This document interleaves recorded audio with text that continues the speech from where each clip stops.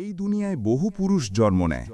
কেউ হয় ধনী, কেউ হয় বিদ্বান, কেউ হয় প্রভাবশালী, কিন্তু খুব কম মানুষই এমন হয় যাদের জীবনে আল্লাহ এমন এক সঙ্গিনী দান করেন যিনি দুনিয়াতেই বেহেশতে ছোঁয়া এনে দেন।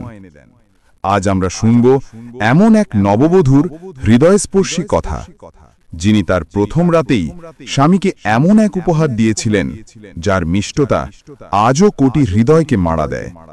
এই গল্প শুধু ভালোবাসার নয়, এটি বিশ্বাস, শ্রদ্ধা আর আল্লাহর সন্তুষ্টির এক অনন্য দৃষ্টান্ত।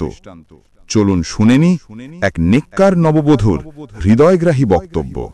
এই বিশ্ব চরাচরে অসংখ্য ভাগ্যবান পুরুষ জন্মগ্রহণ করেছেন।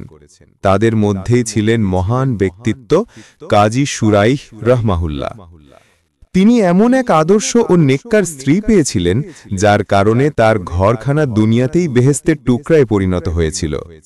একদিন ইমাম শাআবী রাহমাহুল্লাহ তাকে জিজ্ঞাসা করলেন, আপনার গৃহস্থ জীবনের অবস্থা কেমন?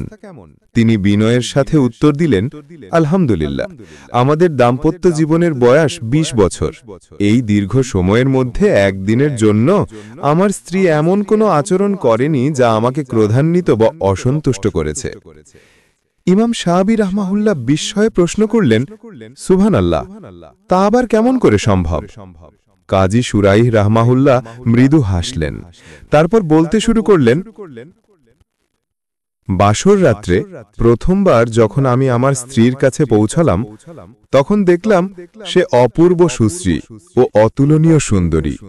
আমি তার দিকে তাকিয়ে রইলাম কিছুক্ষণ।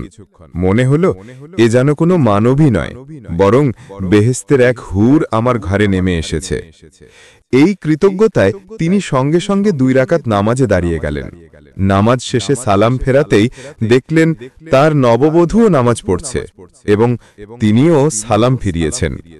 নামাজ শেষে যখন তিনি স্ত্রীর দিকে হাত বাড়ালেন, তখন নববধূ কোমল কণ্ঠে বলল, জনাব, অনুগ্রহ করে একটু ধৈর্য ধরুন, আমি তো আপনারই।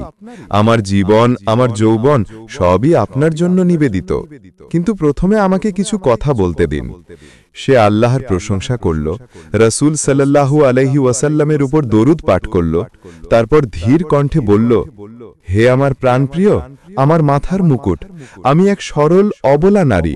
আপনার পছন্দ অপছন্দ, অভ্যাস কিংবা মনোবাসনা কিছুই জানি না, তাই অনুগ্রহ করে আপনি নিজে বলুন আপনি কি পছন্দ করেন, কি অপছন্দ করেন।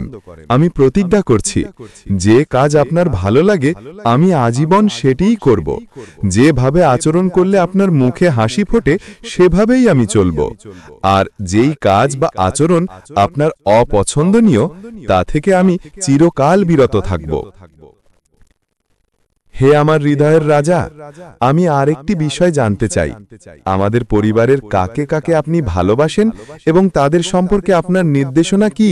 তাছাড়া আপনার আত্মীয় স্বজনের মধ্যে আপনি কাদেরকে পছন্দ করেন, যাদেরকে আমি বাড়িতে আসতে দিব, আর কাকে কাকে অপছন্দ করেন, যাদেরকে আপনার ঘরে আসতে দেওয়ার ব্যাপারে অক্ষমতা ও অপারগতা প্রকাশ করব।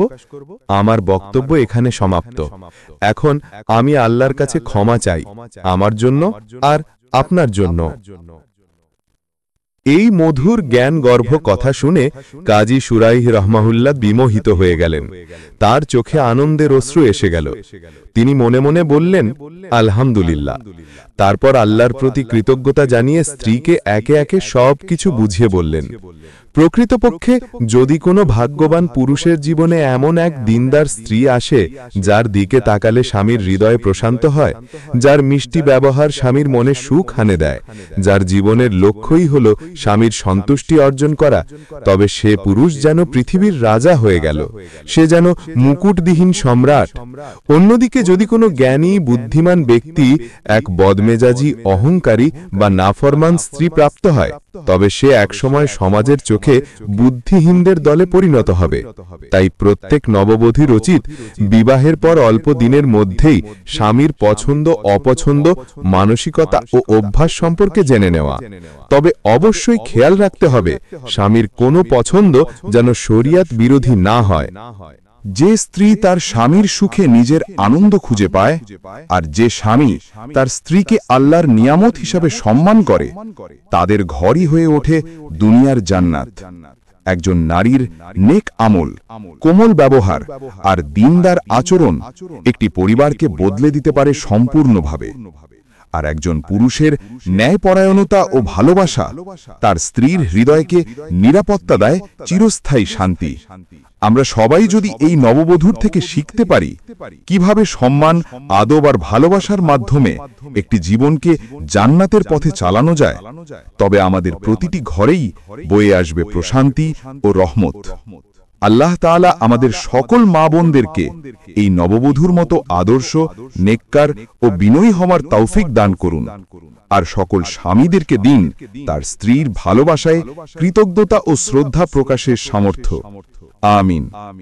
যদি গল্পটি ভালো লেগে থাকে তাহলে ভিডিওটি লাইক, কমেন্ট এবং শেয়ার করতে ভুলবেন না।